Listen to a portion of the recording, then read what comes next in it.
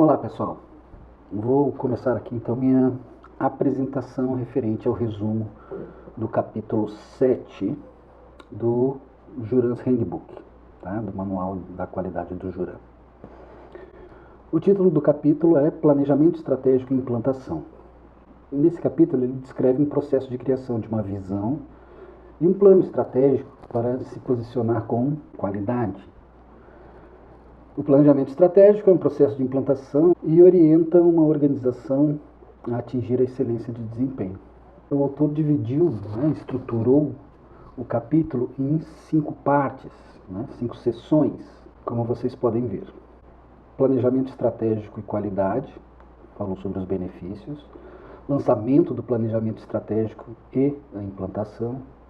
Desenvolvimento de elementos de planejamento estratégico e implantação. Medir o processo com os KPIs, e aí no final ele fala um pouquinho sobre lições aprendidas. A seção Planejamento Estratégico e Qualidade, os benefícios, está dividida em 5 itens. E para começar a gente precisa conceituar o que é o planejamento estratégico. É a abordagem sistemática para definir as metas de negócio de longo prazo e planejar os meios para alcançá-las. A integração de métodos como TQM, prêmios da qualidade, Six Sigma, mais recentemente o Lean Six Sigma, todos eles orientados à qualidade e ao cliente, traz um elemento extremamente importante para o sucesso do planejamento estratégico. Ou seja, se não considerarmos a qualidade e o cliente como foco dentro do nosso planejamento, ele já nasce fadado ao insucesso. Mas o que é o planejamento estratégico e implantação? É uma abordagem sistemática para integrar métodos de excelência empresarial e de qualidade em todo o sistema, com foco no cliente e no plano estratégico da organização. O plano é então implantado em toda a organização com vistas à liderança pela qualidade. Planejamento estratégico hoje. A abordagem usada para estabelecer metas financeiras em toda a organização evoluiu para um plano muito mais robusto. Então hoje a gente avalia muito mais do que os antigos planejamentos estratégicos que tinham esse foco, ou visavam basicamente a questão financeira. Metas de qualidade e fidelidade do cliente. Os objetivos principais são incorporados e apoiados por uma hierarquia de objetivos em níveis mais baixos, submetas, projetos, ou um programa composto de vários projetos e assim por diante. Uma metodologia sistemática estruturada para estabelecer metas anuais e fornecer recursos deve incluir o seguinte: provisão de recompensas, participação obrigatória, uma linguagem simples, comum, de fácil entendimento e muito treinamento. E por que implantar uma estratégia? Quais são os benefícios disso? Para responder, é necessário examinar os benefícios que outras organizações obtiveram com o planejamento estratégico.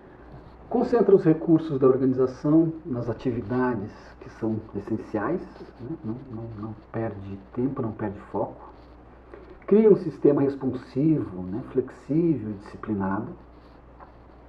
Promove iniciativa e cooperação interdepartamental, ou seja, quebra, derrubada dos muros que dividem os departamentos. Fornece um método para executar descobertas, capacita líderes, gerentes e funcionários, elimina iniciativas desnecessárias, volta a discussão em cima do foco, elimina a existência de muitos planos potencialmente conflitantes, o que era muito comum. Você vê cada área ou cada gerência maior desenvolver seu próprio plano sem pensar nos demais, sem pensar na integração desses planos. Então, com o planejamento estratégico estruturado, hoje a gente consegue fazer com que todo mundo busque um único foco e concentra recursos para garantir que os planos financeiros sejam alcançáveis. E os riscos? Uma das principais causas das decepções na implantação das estratégias tem sido a incapacidade de incorporar os programas de qualidade aos programas de negócio da organização. À medida que mais organizações se familiarizavam com o desdobramento estratégico da qualidade, muitas adotaram suas técnicas que tratam o gerenciamento para mudanças na mesma base organizacional que o gerenciamento das finanças. Na seção 2, lançamento do planejamento estratégico e implantação, é trabalhado apenas um item, né, que é o processo de implantação da estratégia. Criar um plano estratégico com foco na qualidade e no cliente, líderes se tornem coaches e professores pessoalmente envolvidos, consistentes, né, que eliminem aquela atmosfera de culpa, banir a teoria da culpa e tomar decisões com base nas melhores informações disponíveis. Qual o processo de implantação da estratégia? Bom, o processo requer que a organização incorpore o foco no cliente, ou esse foco no cliente esteja representado na visão, missão, valores, políticas, estratégias, metas, projetos de longo prazo e de curto prazo da organização. Existe um volume muito grande de jargões usados para comunicar o processo do desdobramento estratégico. Algumas definições de elementos de planejamento são amplamente utilizadas e são abordadas aqui. Visão: um estado futuro desejado da organização ou empresa. Missão: esse é o propósito, né, o objetivo, é a razão da existência da organização. E geralmente afirma coisas como o que fazemos e a quem servimos. Essa é a missão. Estratégias são os meios para atingir essa visão, né? Metas anuais, o que a organização deve atingir num período de 1 a 3 anos, por exemplo. Éticas e valores, o que a organização representa e em que ela acredita, né? Qual é a mola mestre que rege o relacionamento na empresa, ou o relacionamento da empresa com o mercado. Políticas é um guia geral, né, para ação gerencial. Iniciativas e projetos devem ser equipes multifuncionais lançadas para atender a uma meta implantada. Plano de preparação, né, tem o objetivo de transformar uma visão em ação. Ela deve ser desmembrada em partes sucessivamente menores e mais específicas, né, até chegar ao nível de tarefas dentro da organização. Scorecards, indicadores-chave de desempenho, né, os KPIs, são medidas visíveis em toda a organização para avaliar o grau de cumprimento do plano estratégico. Na seção Desenvolvendo os elementos de planejamento estratégico e implantação, a divisão já é maior. 12 itens abordados nesta seção. O primeiro deles, estabeleça uma visão. A implantação estratégica começa com uma visão focada no cliente. Visões realmente poderosas são simplesmente contadas. Segundo, concorde com a sua missão. O que significa isso? A maioria das organizações tem uma declaração de missão. A declaração de missão é projetada para responder à pergunta: em que negócios estamos? Uma missão é frequentemente confundida com uma visão e até mesmo publicada como uma.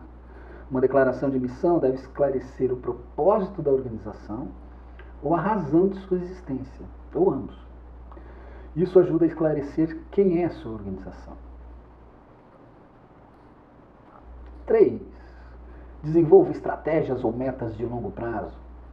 É o primeiro passo para converter a visão em um plano realizável, não em um pequeno número de estratégias-chave, né? Geralmente 4 ou 5. A responsabilidade pela execução dessas estratégias-chave é distribuída aos principais executivos. A primeira etapa é uma sucessão de subdivisões e implantações pelas quais a visão é convertida em ação. Desenvolva metas anuais. A organização deve definir objetivos estratégicos específicos e mensuráveis, que devem ser alcançados para que a estratégia ampla seja um sucesso.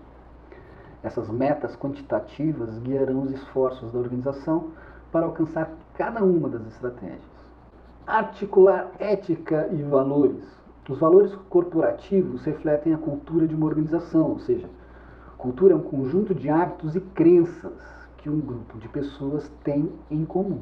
A responsabilidade social é, obviamente, um valor que está focado nesse segundo elemento, com meio ambiente. Próximo item, comunicar as políticas da organização. A política é um guia para a ação gerencial. As declarações de política publicadas são resultado de uma boa dose de deliberação da administração, seguida da aprovação do mais alto nível da organização. As declarações de política são uma necessidade durante um período de grandes mudanças, ou seja, sempre que você vai mexer no sistema de gestão, sempre que você vai mexer com a cultura da empresa, a declaração de política é extremamente importante. Liderança. Uma etapa fundamental no estabelecimento de qualquer plano estratégico é a participação da alta administração, atuando como um conselho executivo. A alta administração deve se unir com a equipe para determinar e concordar sobre a direção estratégica da organização. Implantar metas. O desdobramento de metas de longo e curto prazo é a conversão de metas em planos e projetos, até o nível operacional. Essa conversão requer atenção, detalhes como as ações necessárias para atender a essas metas, quem deve realizar essas ações, os recursos necessários, os cronogramas, os marcos planejados, enfim. Subdividindo as metas.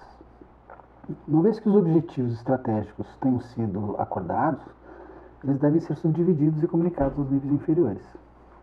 O processo de implantação também inclui a divisão de metas amplas em partes gerenciáveis, metas ou projetos de curto prazo. Aqueles que têm responsabilidade atribuídas respondem determinando os recursos necessários e comunicando isso a todos os níveis superiores. E distribuir? Distribuir para quem? O processo de implantação começa com a identificação das necessidades da organização e dos gerentes do mais alto nível. Essas necessidades determinam quais ações são necessárias. O processo de implantação leva um conjunto ideal de metas por meio de consideração de recursos necessários. Comunicação do plano. Uma vez que as metas tenham sido estabelecidas, elas são comunicadas às unidades organizacionais apropriadas. A liderança executiva pergunta à alta administração: o que você precisa para apoiar essa meta? Os gerentes, nesse nível, discutem a meta e fazem seus subordinados uma pergunta semelhante. E assim por diante, sucessivamente em todos os níveis. As respostas são resumidas e repassadas aos executivos. Uma ferramenta útil para a implantação. Uma ferramenta útil é o diagrama de árvore, É uma ferramenta gráfica que auxilia no processo de implantação. Ela exibe uma relação hierárquica dos objetivos de longo prazo, de curto prazo e projetos. E ainda indica onde cada um é atribuído na organização. O diagrama de árvore é útil para visualizar a relação entre metas e objetivos ou equipes e metas. Na quarta seção, medir o processo com KPIs, o autor subdivide essa seção em 9 tópicos. A avaliação do processo. Um processo de revisão formal e eficiente aumentará a probabilidade de atingir as metas. Ao planejar ações, uma organização deve olhar para as lacunas entre a medição do estado atual e a meta do que se está buscando. As medições, frequentemente exibidas em forma gráfica, ajudam a identificar essas lacunas que precisam de atenção. Desempenho de produtos e serviços. Para a grande maioria dos recursos do produto, existem métricas de desempenho e sensores tecnológicos para fornecer uma avaliação objetiva deste produto. Já do serviço, muitas vezes precisamos transformar elementos qualitativos em números. Qualidade competitiva. Essas métricas estão relacionadas às qualidades que influenciam a venda do produto. Por exemplo, rapidez do serviço, capacidade de resposta, cortesia do serviço de pré-venda e pós-venda e precisão no atendimento do pedido. Entregar na hora certa, na quantidade certa, com todos os requisitos satisfeitos. Desempenho em melhoria. Essa avaliação é importante para as organizações que buscam a melhoria da qualidade do projeto. Devido à falta de uniformidade entre os projetos, a avaliação coletiva se limita a um resumo de recursos. Custo de má qualidade. Os famosos custos da não qualidade são aqueles custos que desapareceriam se nossos produtos e processos fossem perfeitos e não gerassem resíduos, perdas. Falhas de produto e processo. Muitas avaliações estão disponíveis por meio de medidas de deficiências do produto e do processo, seja em unidades naturais de medida ou em equivalentes monetários. Desempenho do processo de negócios. Apesar da ampla prevalência e importância dos processos de negócios, só recentemente eles foram controlados quanto ao seu desempenho. Um fator que contribui é a sua natureza multifuncional, por isso um pouco mais de dificuldade da medição desse desempenho. O scorecard. Para permitir que gerentes do alto escalão conheçam a pontuação relativa à obtenção do desdobramento estratégico da qualidade, é necessário apresentar um pacote de relatórios, ou scorecards. Com os scorecards regulares, as informações estão disponíveis ao público e a oportunidade de promover uma imagem pública positiva está na mão. Auditorias de negócios. O objetivo de auditoria é fornecer informações independentes e imparciais para certos aspectos do desempenho. Aqueles que precisam saber incluem os gerentes do mais alto nível da empresa. E com isso chegamos no último tópico, né? Lições aprendidas. Então existem algumas lições importantes aprendidas sobre riscos na implantação de um modelo estratégico. Vamos a elas. Perseguir muitos objetivos de longo e curto prazo ao mesmo tempo diluirá os resultados e confundirá o foco da organização. Há que se ter cuidado com isso. O planejamento e a papelada excessivos eliminarão as atividades necessárias e se desmotivarão os gerentes. Planejar estrategicamente sem dados adequados sobre clientes, concorrentes e funcionários internos pode criar um plano inatingível ou um plano com metas tão fáceis de alcançar que as melhorias financeiras não são significativas o suficiente. Se os líderes delegarem muita responsabilidade, haverá uma falta de direção real e percebida.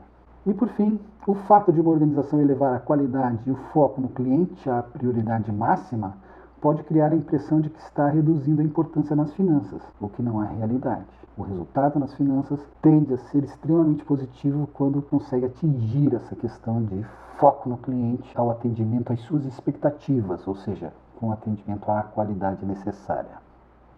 Obrigado.